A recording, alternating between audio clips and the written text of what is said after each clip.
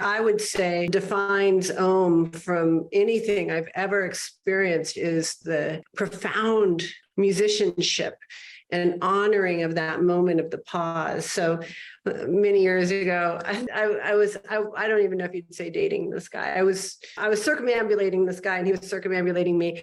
And he had invited me to, it was a business meeting, and we were having this business meeting and talking about very important things. And it was like 6 or 7 hours of business meeting and just teapot after teapot after teapot. And finally, I said, okay, it's time for me to go.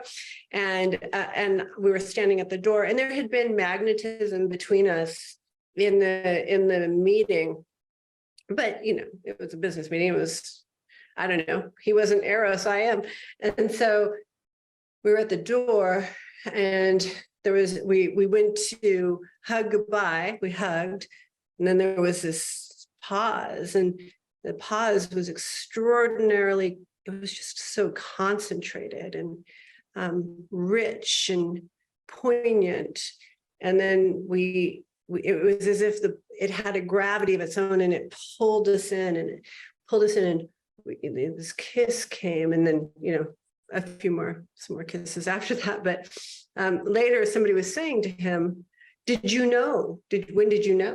know that you would be kissing this woman? And he said, I didn't know. I didn't know. And he said, until there was the caesura, that means pause. And that's the moment between musical notes, and they can be extended, or the moment between words and poetry, and that can be extended.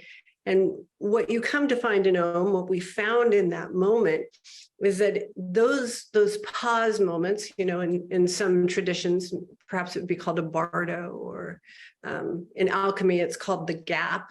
In Eros, it's also called the gap. It is where the most concentrated life form exists. And it exists in such a way that it defines the rest of your life. We often, so much of the writings are about slow down or speed up or more intense, less intense. And I don't think any of those things matter. I think what matters is a certain mastery of the gap, and that caesura, that pause, or of the bardo. That's where you have these. It's this timeless time that you get to sink into, and when you're in there, it's almost aquatic and dilated, and you get an opportunity to have a 360 view. And things, they both have their own motion, but you have a way to perceive that isn't moved by speed or frozen by lack of movement.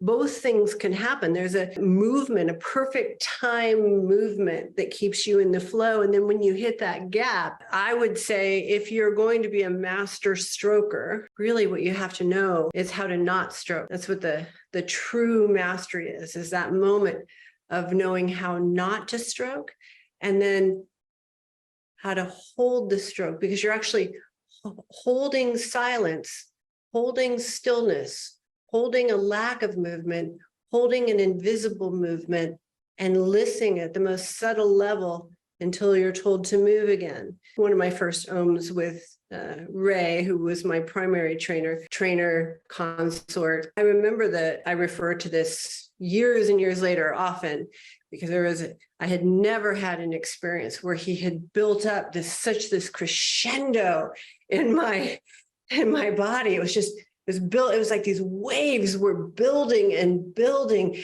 and I was, it was an opera, and I was sure that I was, that place where you're just positive that you're going to go over the edge, and you're trying to hold back, but you're also trying to push for it, and then his mastery was that right then, like it was a spider's web, he just, and when he lifted me, I had this sensation I had never had of just dangling in space. It was just, and then all of the Om prior circulated inside of my body. And that's where it felt like I got to digest the experience that had come before, just hanging there in space. And then right when I thought I couldn't take that anymore, his finger went back down. And then all of that height and that sort of broadness and that dispersion and dissolution came back. And then it landed in my viscera. And the feeling of that much space being brought down into the viscera, it's such a mechanical level, if that makes sense. Like it wasn't me alone meditating, having this experience. It was being moved and then being brought back.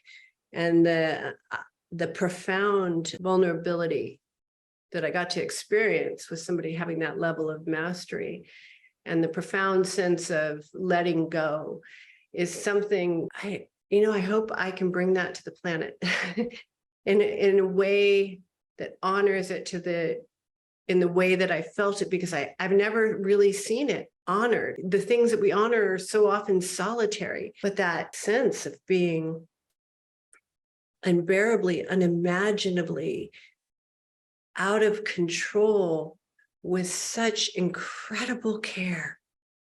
To know that as a person, to know that as a woman is, it's like it retroactively heals everything that came before. Like, not to sound dramatic, but it's like all the pain of my ancestors, as a woman, not being met, not being noticed, not being heard, not being seen, the rhythms not being paid attention to, and always feeling somewhat discordant with reality because the rhythms in here are so different from the rhythms out there. And then to have somebody be able to tune into that rhythm in such a way that it couldn't be faked. It couldn't be faked.